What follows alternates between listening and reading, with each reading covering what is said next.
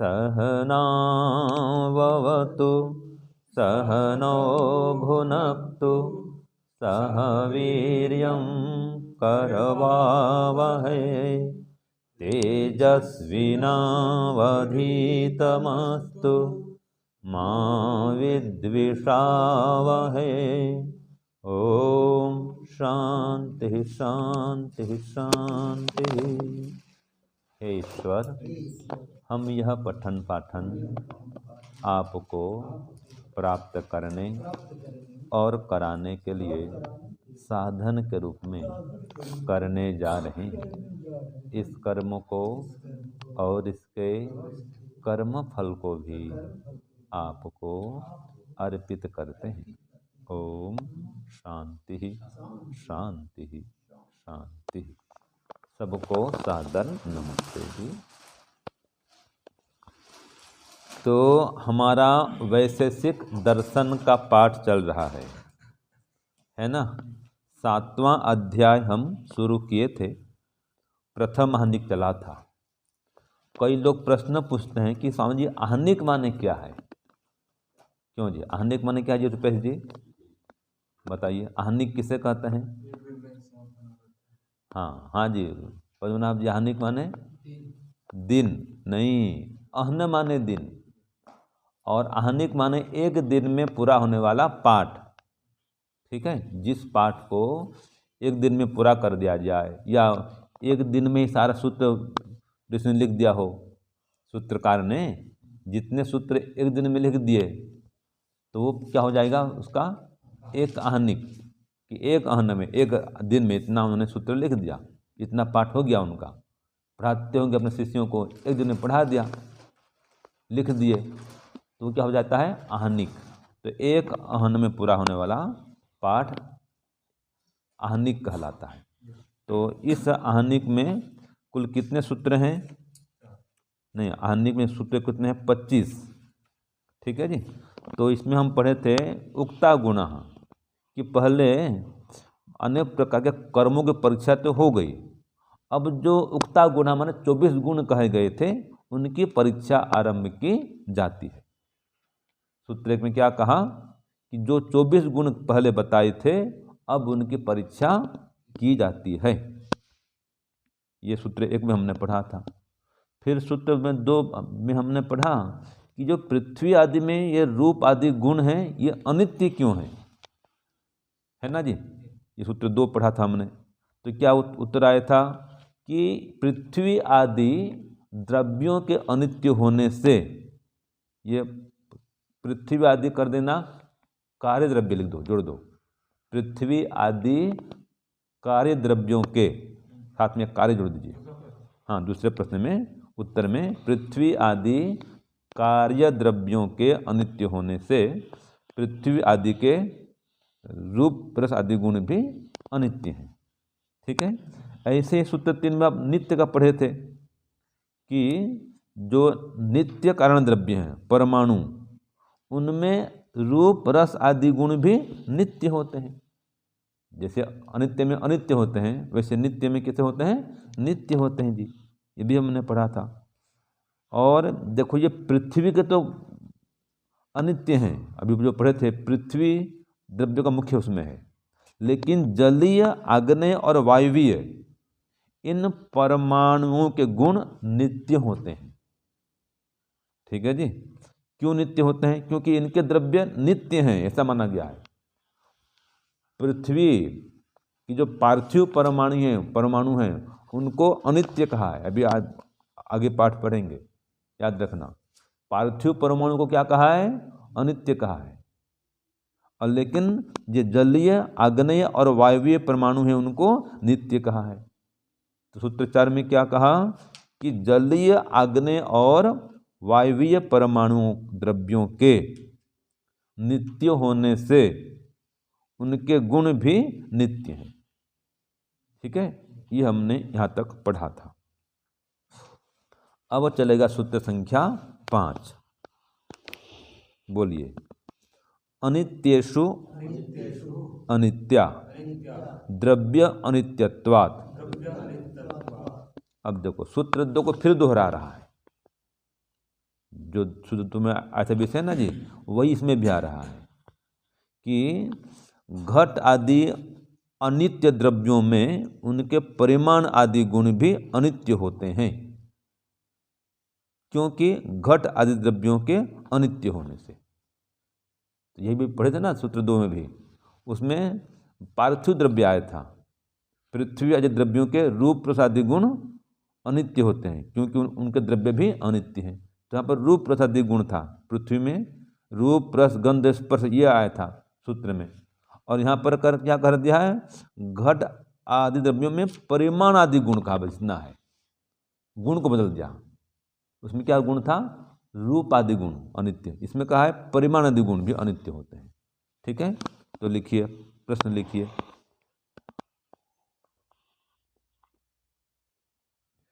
अनित्य, या ऐसे लिखो, घट आदि अनित्य द्रव्यों में, देखिए प्रश्न 5, घट आदि अनित्य द्रव्यों में उनके परिमाण आदि गुण भी, उनके परिमाण आदि गुण भी अनित्य क्यों होते हैं?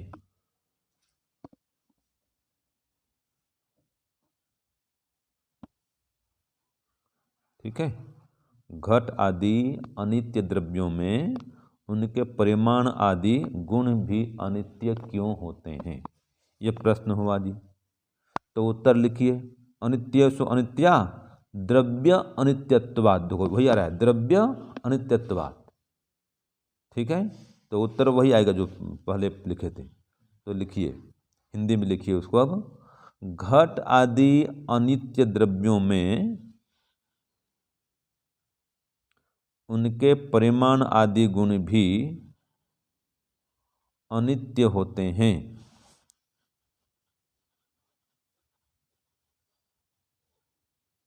ठीक है, अनित्य होते हैं घट आदि द्रव्यों के अनित्य होने से, घट आदि द्रव्यों के अनित्य होने से, ये उत्तर मुख्य है।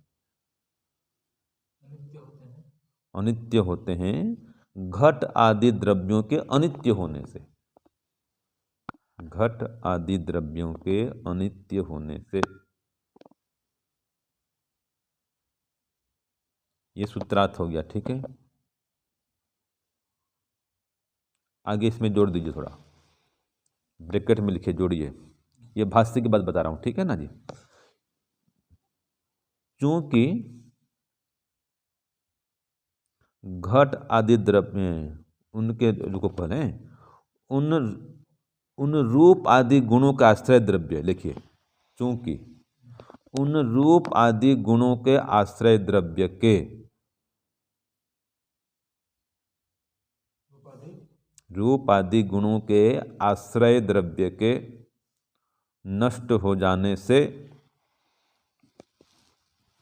रूप आदि गुणों के आश्रय द्रव्य के नष्ट हो जाने से वे रूप आदि गुण भी, वे रूप आदि गुण भी, वे रूप आदि गुण भी उनके साथ ही नष्ट हो जाते हैं, उनके साथ ही नष्ट हो जाते हैं। अब यह हो गया, इसको ब्रैकेट में कर देना, ठीक समझने के लिए। तो क्या सार निकला जी, भाई जब रूप आदि गुण जिसमें टिकते हैं, ठीक है, उनका जो आश्रय द्रव्य है वही नष्ट हो गया, तो अब वो गुण कहाँ रहेंगे? जैसे कि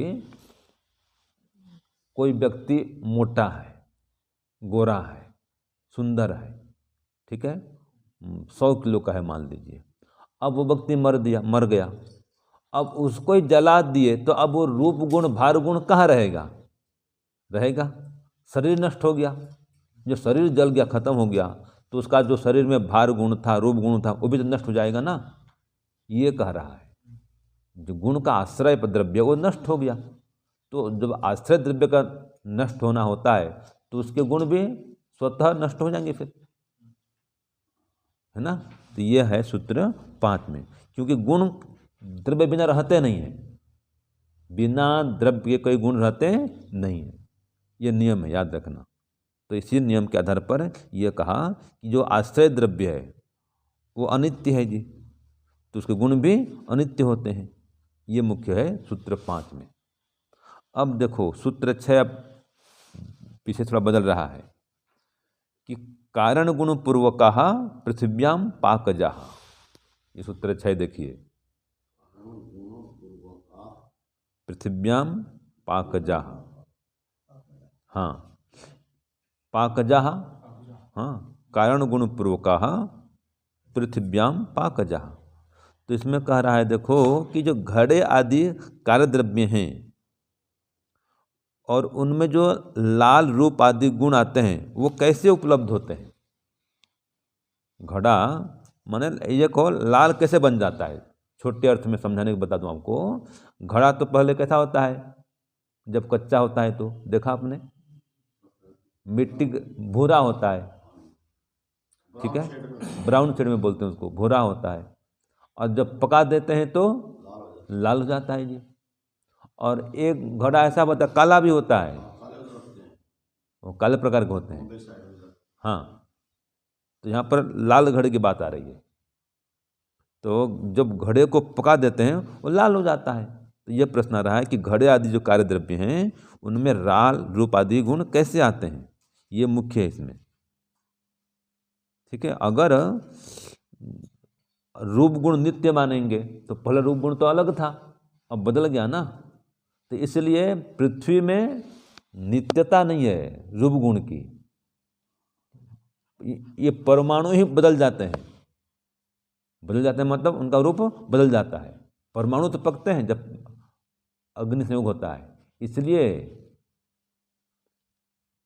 जलीय परमाणु को नित्य कहा है और पृथ्वी परमाणु को क्या है, अनित्य कहा है, क्योंकि इसका स्वरूप बदल जाता है जब अग्नि का संयोग होता है। देखो ईंट भी ऐसा, ईंट का रंग पहले कैसा होता है, जब कच्चा होता है तो मिट्टी से बनाते हैं तो उसको सुखाते हैं पहले ना, और फिर बाद में जब भट्टी में लगा देते हैं तो जब अग्नि का संयोग होता है तो रंग कैसा होता है, बदल जाता है। ये प्रश्न आ रहा है तो हाँ, इसलिए उसको परमाणु का जो यहाँ पर स्वरूप आ रहा है ना जी, उसमें उसको नित्य नहीं कहा है।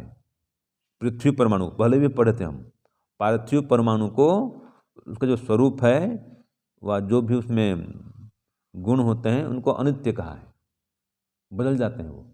और जो अभी तो पढ़े थे वायु का और जल का और अग्नि का, इनके परमाणु द्रव्यों के नित्य होने से उनके गुण भी नित्य होते हैं, और पृथ्वी परमाणु के अनित्य होने से उनके गुण भी अनित्य होते हैं। ये तो पार्थिव परमाणु को अनित्य कहा है। देखो अभी पढ़ेंगे, प्रश्न लिखिए सूत्र 6 का। घड़े आदि कार्य द्रव्यों में, घड़े आदि कार्य द्रव्यों में लाल रूप आदि गुण, लाल रूप आदि गुण कैसे उपलब्ध होते हैं।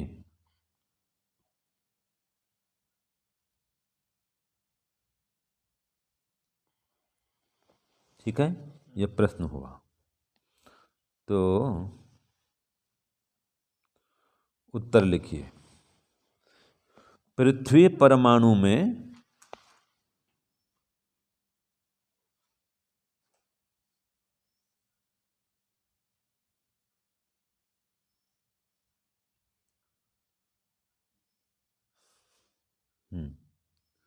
तो क्या लिखे, पृथ्वी परमाणु में पहले परमाणु के रूप आदि गुण, पहले परमाणु के रूप आदि गुण अग्नि के संयोग से बदलते हैं। फिर बोलता हूँ, पृथ्वी परमाणु में पहले, अल्प विराम दीजिए इसमें पहले के बाद में, पृथ्वी परमाणु में पहले परमाणु के रूप आदि गुण अग्नि के संयोग से बदलते हैं। ठीक है, बराबर लाल होते हैं, लिख लो, बराबर लाल होते हैं।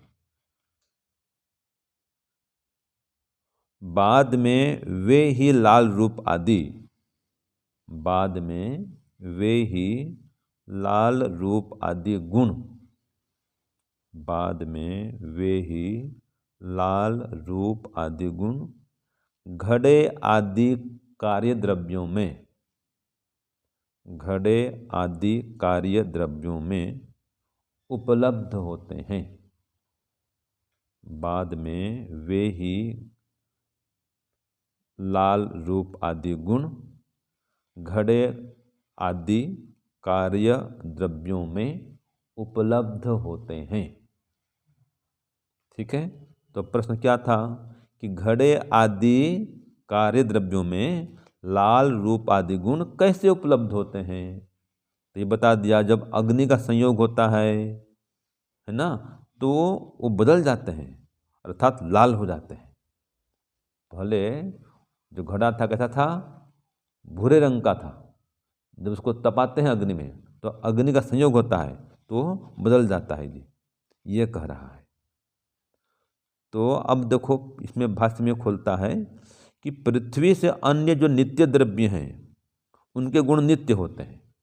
ये भाष्य में बता दिया है कि पृथ्वी तो अन्यत्र आपह तेजो वायुषु, तो वायु में, जल में, आदि आदि में, इनमें जो परमाणु में जो गुण हैं वो कैसे हैं, नित्य कहा गया इनको।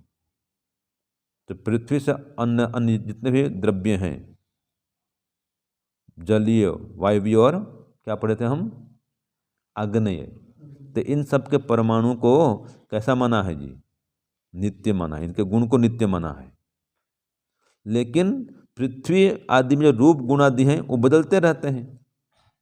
ठीक है, अग्नि के संयोग से ये भिन्न सुख को प्राप्त करते हैं, इसलिए इनको नित्य नहीं माना है, पार्थिव परमाणु गुण को नित्य नहीं माना है। ठीक है, मुख्य बात यह है। तो अब जो पृथ्वी, स्थूल पृथ्वी में जो उसके भिन्न भिन्न भाग में, रचना आदि में, आकृति में जो भी रूप आदि गुण आप देखते हैं वो पृथ्वी के पकने से, पार्थिव परमाणु के पकने से वो गुण आते हैं। कई बार देखना लाल होते हो तो कहीं पर थोड़ा सा सफ़ेद रंग भी आ जाता है, देखा आपने, ज़्यादा पड़ जाते हैं सफ़ेद, वो होता है ना राख राख राख वाला कलर भी थोड़ा कहीं पर धब्बा जैसे आ जाता है, तो पकने में है वो, जहाँ पकने में गड़बड़ी हुई तो अंतर आ जाता है। तो मुख्य बात है ये है। तो अब देखो जो रूप आदि गुण पृथ्वी के पकने से आए हैं ना, वे कारण गुण पूर्वक हुए हैं, मतलब इसको बोलते हैं पीलू पाक। यहाँ पर पीलू पाक चलता है और पिठर पाक चलता है, ये आगे आएंगे, इसको पीलू पाक बोलते हैं। ठीक है, क्यों पीलू पाक कहते हैं, ये भाष्य में आया, वैसे मैं आपको बता दे रहा हूँ समझाने के लिए थोड़ा, कि जो रूप आदि गुण पृथ्वी के पकने से आए हैं वे कारण गुण पूर्वक हैं, इसलिए पीलू पाक हैं। ये विशेष बात है। अग्नि के संयोग से पृथ्वी के परमाणु के कण पकते हैं, इसी बात को बार बार दोहरा रहा है। ठीक है, तो इसलिए जब परमाणु के रूप में बदलाव हो गया तो जो उसके पार्थिव घड़े आदि हैं वो बदल जाते हैं। तो परमाणु पहले पकते हैं तो उसके पकने से जो कार्य पदार्थ बनता है वो भी पका हुआ मिलता है, सीधी बात है जी। ठीक है, तो हाँ, तो मुख्य बात तो ये है, द्रव्य तो नहीं बदलता है, ये अग्नि का जो संयोग है इसमें निमित्त कारण है बस घड़े के लाल होने में, यही समझ लो, मुख्य बात तो यही है। ठीक है जी, तो इसके जो गुण हैं वो नित्य नहीं है, हाँ बदल जाते हैं। ठीक है, मुख्य बात तो ये है। हाँ हाँ, इसलिए आ गया यहाँ, तो अभी यही पढ़ दिए, घट आदि द्रव्यों के अनित्य होने से उनके गुण भी अनित्य हैं। घट आदि द्रव्य अनित्य हैं तो गुण भी अनित्य हैं। अब इसमें रूप बदल रहा है तो परमाणु में जो हो रहा है परिवर्तन, उसके गुण भी यहाँ पर अनित्य हैं। पार्थिव परमाणु के गुण भी अनित्य हैं क्योंकि बदल जा रहे हैं। तो मुख्य वजह इसमें ये सूत्र 6 में। ठीक है, आगे चलो, सूत्र 7 देखो, एक द्रव्यत्वात्। अब इसमें कह रहा है पार्थिव परमाणु के गुण अनित्य क्यों हैं। जो पढ़े थे ना विषय, उससे मिलता जुलता है। छठा लिखा है ना, पृथिव्याम पाकजा, घड़े आदि कार्य द्रव्य में लाल रूप आदि गुण कैसे उपलब्ध होते हैं। अभी लिखाया था, तो दिखाया था ना छठवां। अब सातवां, अभी जो पढ़ रहे हैं कि गुण बदल जाते हैं, अनित्य होते हैं, वो प्रश्न आ रहे क्यों। देखो प्रश्न सातवां का, पार्थिव परमाणु के गुण अनित्य क्यों हैं। पार्थिव परमाणु के गुण अनित्य क्यों हैं। तो उत्तर दिया एक द्रव्यत्वात्। अब इसका हिंदी में लिखिए क्या कह रहा है ये, लिखिए। एक पृथ्वी द्रव्य ही ऐसा है, एक पृथ्वी द्रव्य ही ऐसा है जिसमें पाकज गुण, जिसमें पाकज गुण रूप आदि उत्पन्न होते हैं, जिसमें पाकज गुण रूप आदि उत्पन्न होते हैं। इसलिए पार्थिव परमाणु के गुण, इसलिए पार्थिव परमाणु के गुण अनित्य हैं। ठीक है ना जी। तो इसमें पाकज गुण आ जाता है, एक ही द्रव्य पृथ्वी का द्रव्य, इसके परमाणु में पाकज गुण रूप आदि उत्पन्न होते हैं। पकने पर जो रूप बदल जाना, पाकज पका दिया गया इसको, जब पका दिया तो भूरा से लाल हो गया वो घड़ा। तो ये है पाकज गुण रूप उत्पन्न हो गए, उसमें पकाने से नए गुण की उत्पत्ति हो गई। ये कह रहा ये पाकज गुण। जैसे कि चावल है, पहले कैसा होता है, कठोर होता है, आप पका दो तो पकने के बाद नरम हो गया, वो भी तो ऐसा ही है। ठीक है, उसका जो स्वरूप था बदल गया। तो अग्नि का संयोग से ऐसा होता है। ठीक है ना जी। तो इसको बोलते हैं पृथ्वी द्रव्य में पाकज गुण आदि रूप आदि उत्पन्न होते हैं, इसलिए उसके जो परमाणु है, पार्थिव परमाणु, इसके गुण भी अनित्य हैं। यहाँ तो हो गया सूत्र 7। अब अंतिम चलते हैं सूत्र 8 में। बोलो, अणोर महतश्च उपलब्धि अनुपलब्धि नित्य व्याख्याते। तो क्या कह रहा है इसमें, देखो पहले समझते हैं प्रश्न को, कि यह अणु और महत परिमाण वाले जो द्रव्य हैं, तो अणु और महत परिमाण वाले द्रव्यों में अणु और महत परिमाण वाले गुणों की उपलब्धि और अनुपलब्धि कैसे होती है। तो सदा होती है। इनकी उपलब्धि और अनुपलब्धि माने अणु और महत परिमाण वाले द्रव्य हैं। ठीक है, तो अगर अणु माने छोटा पदार्थ, महत माने बड़ा पदार्थ, तो एक छोटा पदार्थ है, एक बड़ा पदार्थ है। तो इन द्रव्यों में अणु और महत परिमाण वाले गुणों की, तो ये जो द्रव्य है तो उनमें गुण भी रहेंगे। तो इन गुणों की उपलब्धि माने दिखना और अनुपलब्धि न दिखना। यहाँ पर उपलब्धि माने क्या है, दिखना, और अनुपलब्धि माने न दिखना, सदा होती है। तो कैसा, अनुपरिणाम नहीं दिखेगा, ये अनुपलब्धि होगी रूप गुण में। और जो महत प्रमाण है इसमें क्या होगा, उपलब्धि, वो दिखेगा। समझ में आ गया। हाँ जी, उपलब्धि और अनुपलब्धि सदा होती है। इसका मतलब क्या है, जितने भी अणु परिमाण वाले द्रव्य हैं उनकी क्या होगी, नहीं, रूप गुण में क्यों, क्या होगी, अनुपलब्धि होगी ना। अणु परिमाण वाले में, हाँ, वो दिखेंगे नहीं। यहाँ पर अनुपलब्धि में न दिखना, तो वो सदा ऐसे ही होंगे, वो उनमें अनुपलब्धि होगी, माने रूप गुण की उपलब्धि नहीं होगी। लेकिन जो महत प्रमाण वाला द्रव्य है उसमें उपलब्धि होगी, ये समझ लो। तो यहाँ पर इतना खोल दिया, बता दिया कि अणु और महत प्रमाण वाले द्रव्य हैं उसमें इनके गुणों की उपलब्धि होती है और नहीं भी होती है। तो सही बात है। तो अणु परिमाण में गुण की उपलब्धि नहीं होगी। किस गुण की, रूप गुण की। और महत् परिमाण में रूप गुण की उपलब्धि होगी। हमेशा ये नित्य रहेगा। वो जितने बड़े बड़े पदार्थ हैं वो दिखेंगे आँख से ना जी, वो नित्य को स्वरूप है वो ये। और जो अणुस्वरूप हो गया तो नहीं दिखने वाला है। पहले भी नहीं दिखता था, आज भी नहीं दिख रहा है, आगे भी नहीं दिखेगा वो। समझ रहे हैं? ये कह रहा है कि अणु और महत्तश्च, अणु और महत् प्रमाण वाले उपलब्धि और उपलब्धि नित्य ऐसे ही रहेगी। तो जो महत् प्रमाण वाले पदार्थ हैं माने बड़े पदार्थ हैं वो दिखेंगे। छोटा सा अर्थ बता दूं, बड़े पदार्थ दिखेंगे और छोटे पदार्थ नहीं दिखेंगे, बस ये सरल अर्थ है। इसका सार ये है। छोटी भाषा में कहूँ, सामान्य भाषा में कहूँ तो बड़े पदार्थ हमेशा दिखने वाले होते हैं और छोटे पदार्थ हमेशा दिखने वाले नहीं होते हैं। ये कह दिया जी। जैसे कि अभी इसमें कितने अणु परमाणु हैं, इसी कमरे में घूम रहे हैं ना, कहाँ दिख रहे हैं? नहीं दिख रहे हैं। ठीक है, तो ये और भी अणु परमाणु और जाएंगे तो चलो वो सूर्य प्रकाश आएगा तो दिखने लग जाएंगे। सूर्य प्रकाश जो आती तो गोल्ड में होता है ना, वो तो प्रकाश में वो दिखते हैं।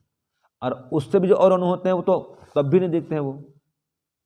तो जो यहाँ पर बात चल रही है अणु परिमाण, वो दिखते नहीं है, सदैव ऐसे रहेगा उनका स्वरूप, उनका हमेशा लघु रहेगा, सूक्ष्म रहेगा। और जो बड़े बड़े पदार्थ हैं, ईंट हैं, पत्थर, गिट्टी, वो दिख रहे हैं, मकान, पर्वत, पहाड़ दिखने वाले हैं, ये महत् प्रमाण है।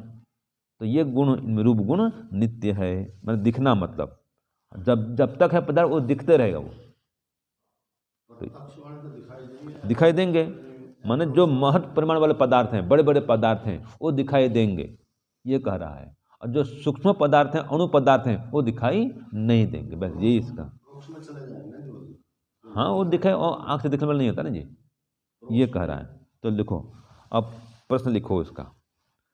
अणु और महत् परिमाण वाले द्रव्यों में, अणु और महत् परिमाण वाले द्रव्यों में,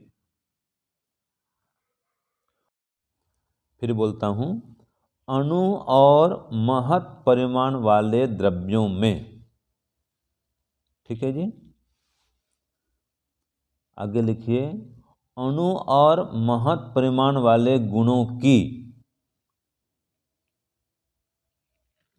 ठीक है, अनुपलब्धि बराबर दिखना और उपलब्धि नहीं, अनुपलब्धि बराबर न दिखना और उपलब्धि बराबर दिखना कैसे होता है?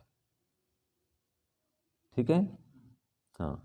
तो अणु और महत् परिमाण वाले द्रव्यों में अणु और महत् परिमाण वाले गुणों की अनुपलब्धि बराबर न दिखना और उपलब्धि बराबर दिखना कैसे होती है? करो, उपलब्धि है ना, उपलब्धि अनुपलब्धि तो कैसे होती है ना?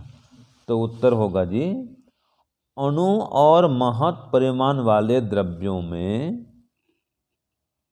है ना, प्रश्न को दोहराइए, उसी को लिखिए उत्तर में। अणु और महत् परिमाण वाले द्रव्यों में अणु और महत् परिमाण वाले गुणों की, है ना, अनुपलब्धि बराबर न दिखना और उपलब्धि बराबर दिखना सदा होती है। ठीक है जी, प्रश्न क्या आता है? कैसे होती है? उत्तर आएगा सदा होती है। तो जो अणु परिमाण है वो हमेशा ऐसा उसका स्वरूप रहेगा, वो दिखाई नहीं देगा। और जो महत् परिमाण है वो हमेशा दिखाई देगा। तो ये व्यवस्था उसमें सदा बनी रहती है। समझ गए ना? तो सूत्र 8 में यही कहा है कि अणु परिमाण की हमेशा क्या रहेगी? अनुपलब्धि रहेगी, और महत् परिमाण की क्या रहेगी? हमेशा उपलब्धि रहेगी। तो ये सूत्र 8 का ये सार है, ये उसका महत्वपूर्ण विषय यही है। चलो, ओम शांति शांति शांति। सर्वेभ्यो नमः। सबको सादर नमस्कार।